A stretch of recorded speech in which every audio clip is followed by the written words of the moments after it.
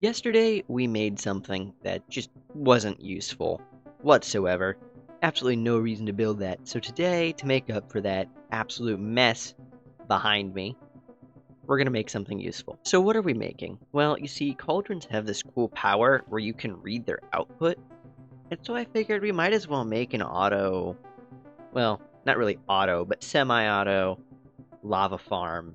We can essentially feed a bunch of different cauldrons through an area so that we're constantly cycling in new fresh cauldrons that aren't filled up with lava. So here's a rough demonstration of how a system like this works.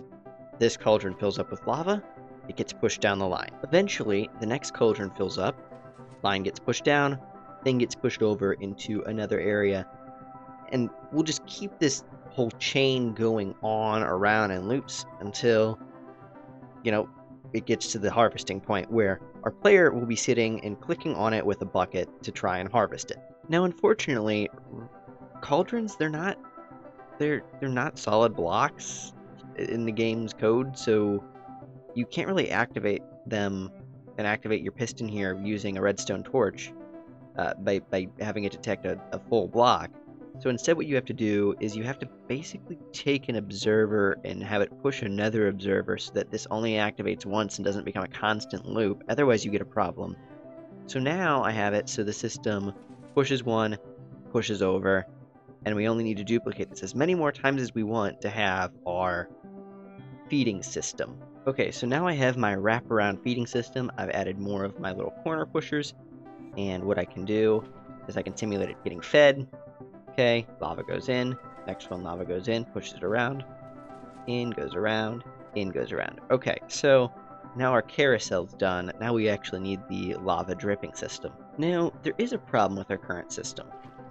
As it comes around, if one that has already been filled with lava comes around, we kind of get stuck, and we can't send any more around. So we need to actually get a bit of an overflow protection on the system before we continue anywhere. Sometimes my genius frightens me. So what I've come up with here is a system that when I put lava in, it sends one over to send the next one around. But, as you'll see, the difference between this one and the other system is that whenever there's a lava, it just continues to send it around until it inevitably finds one that isn't lava. Sometimes my genius frightens me.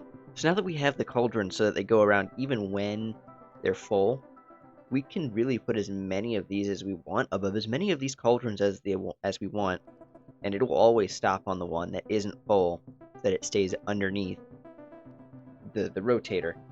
Now, because it generates on, I believe, random tick versus fill up over time, realistically, you could put them over all of them, get rid of this system, and just have them constantly rotating, and just have yourself sit at one of these clicking to take out, and you'd be just fine.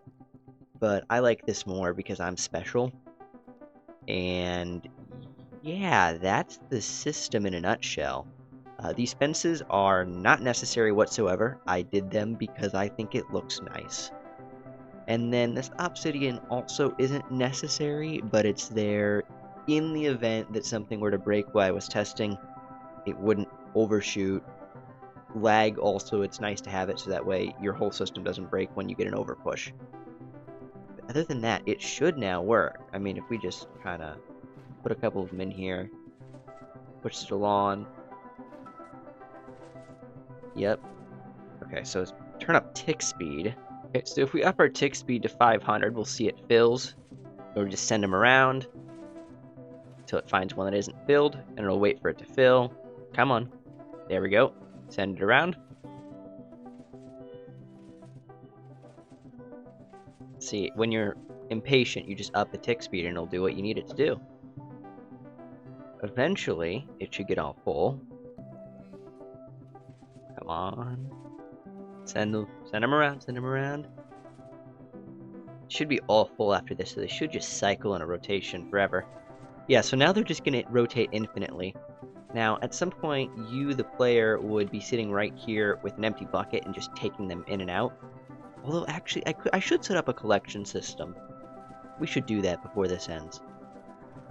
Now, if I have a player have a full inventory while I'm collecting these, they should just randomly shoot.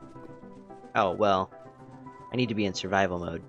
Like I was saying, if I as a player have a full inventory whenever these are going around, and I click this, it should come out of my inventory, right? Yes.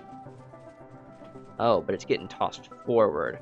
We need to change where this is positioned. Okay, now it's fixed, so they shouldn't get thrown. Oh, well, I need to be in survival again.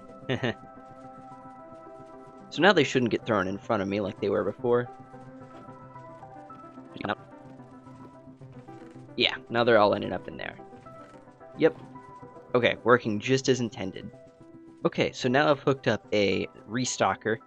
Just fill it with buckets. You can have an extra feed system in for buckets. And what it does is that whenever it senses a lava bucket in there, since it gives off enough of a signal quick enough, it'll force another bucket out of the dropper, in theory, into my inventory. Yeah, so as we can see, I'm putting out the lava from my inventory whenever I'm clicking because my inventory's full, and I'm getting buckets in return. Nice and simple. So I can just hold this here, spam hold it, and as long as they come around, it'll force them out.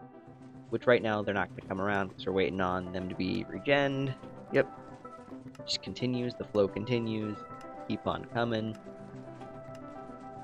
But you get the point. It works now.